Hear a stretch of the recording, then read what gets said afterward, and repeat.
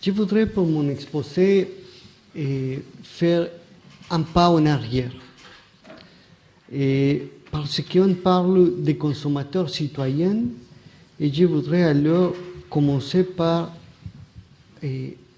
analyser un peu cette phrase-là des consommateurs citoyens et ses implications pour les droits, et d'autant plus qu'on parle justement dans les titres de cette table ronde de proposer des principes pour un droit des consommateurs citoyens, ce qui m'invite évidemment à penser ces termes consommateurs et citoyens à partir de droit.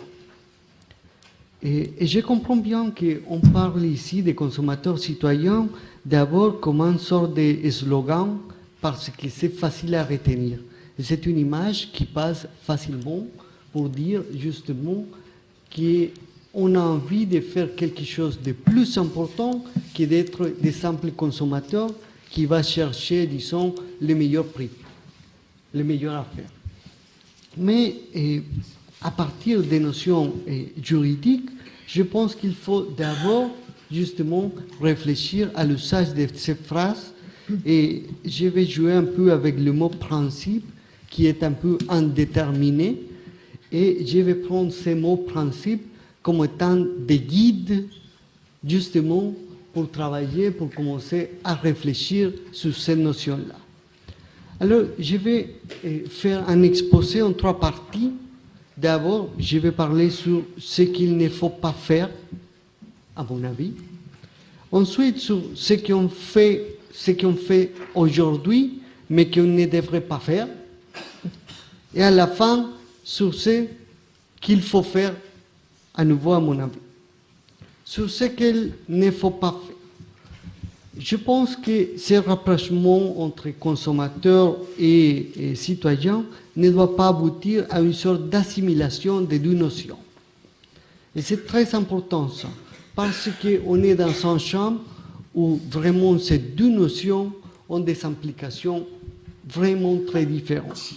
D'abord, si on regarde les origines, les citoyens ont une vision double de côté des origines parce qu'ils répondent aussi à la faiblesse et à la force.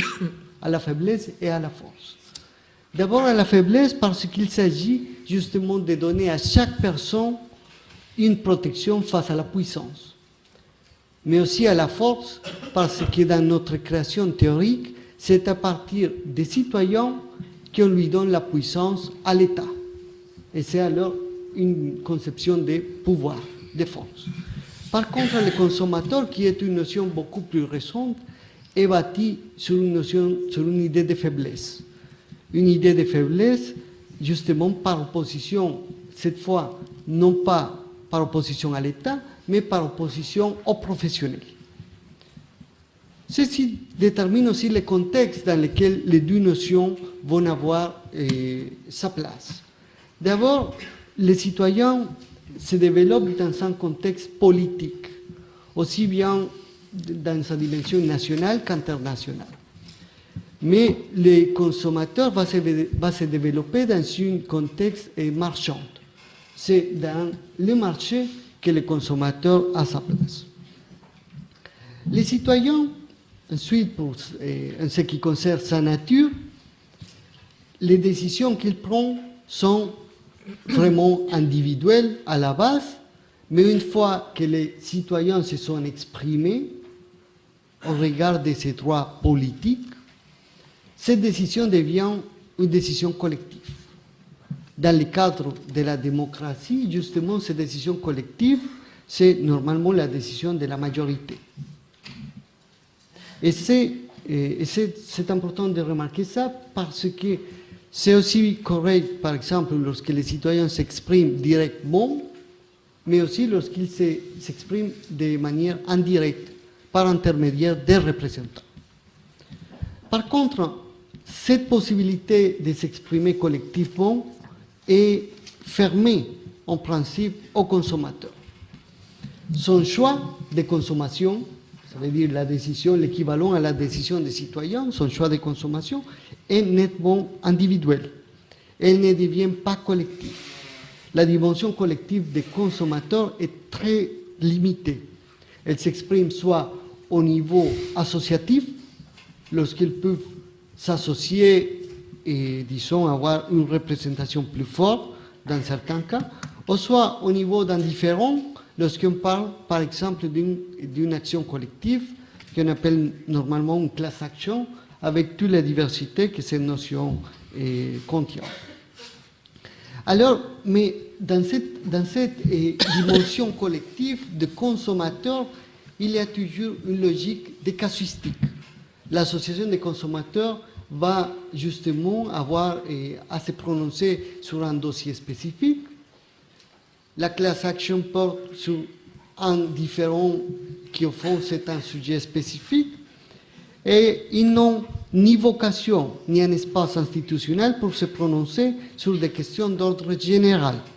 Et ces avis et ceux des consommateurs ne sont pas contraignants, tandis que ceux des citoyens, une fois qu'ils se sont exprimés dans le cadre, par exemple, d'une consultation publique, normalement, ils sont contraignants.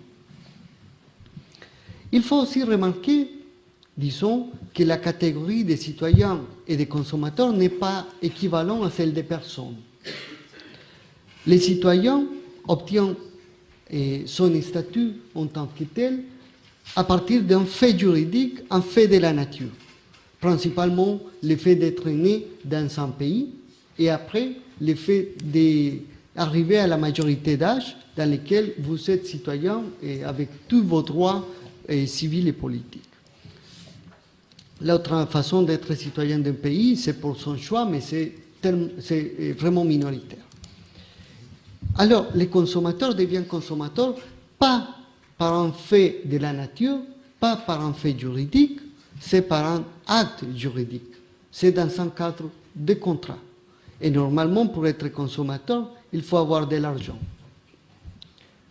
Alors, comme ça, on peut réfléchir, je parle un peu vite et je prends le risque de ne pas être très précis dans certains de mes propos, mais sinon, après, on peut revenir.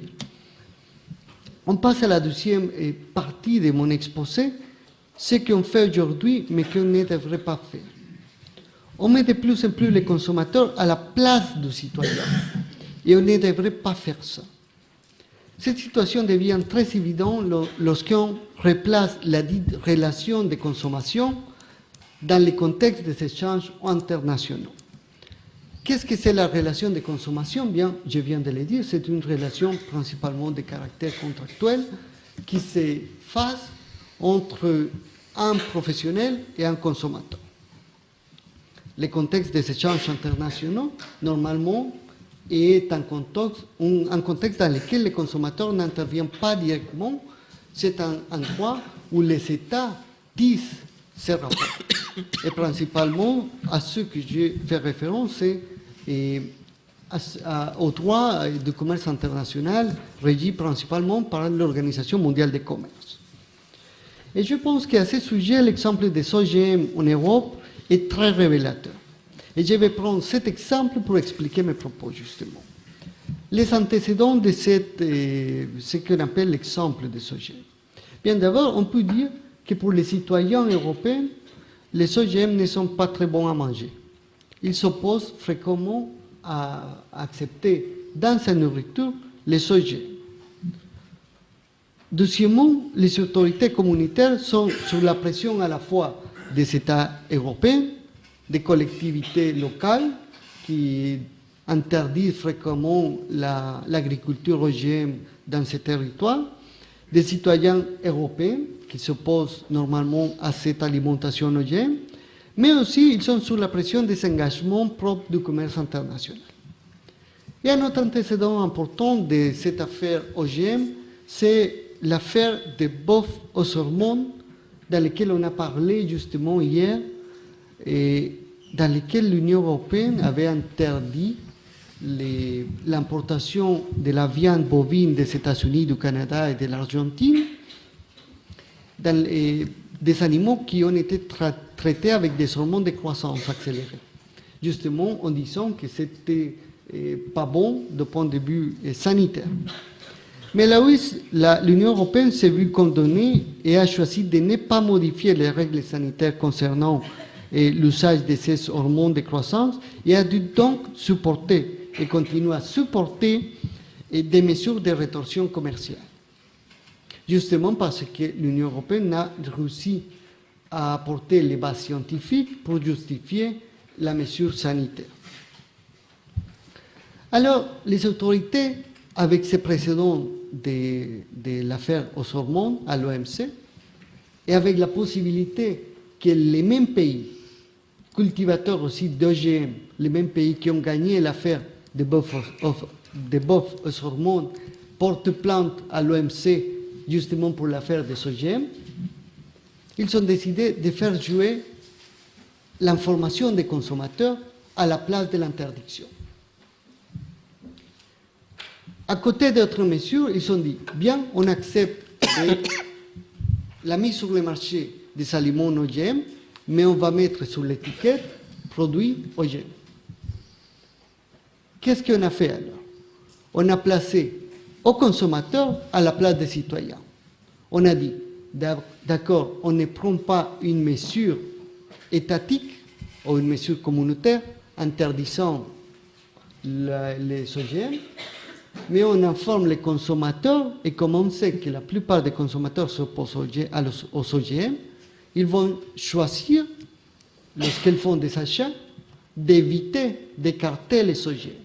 Alors on déplace la décision collective et on met à la place une décision individuelle. Mais ça n'équivaut pas l'ensemble, disons, des décisions consuméristes à une décision collective étatique. Et ça me permet alors d'arriver à la dernière partie de mon exposé, justement ce que je pense qu'il faut faire. Et je pense qu'il faut donner leur véritable place aux consommateurs et aux citoyens pour en profiter au maximum des forces de chacun d'eux. Je pense qu'il faut définir d'une manière plus claire la place de chacune des figures, les consommateurs et les citoyens, en ligne avec leur origine, leur contexte, leur nature et la façon dont on octroie cette catégorie. Ce qui peut aboutir justement à renforcer tous les deux, en redonnant aux citoyens sa place dans la prise de décisions qui sont à l'évidence des décisions des sociétés, des choix des sociétés, et en donnant davantage de transparence dans les relations de consommation. Ceci peut se faire en empruntant nécessairement des mécanismes démocratiques. Mais ces mécanismes sont déjà sur place, et ça c'est un avantage considérable. Ce qu'on pourrait appeler sans aucun problème, mettre en œuvre une véritable démocratie alimentaire, comme c'est justement le titre de ces colloques-là. Je vous remercie.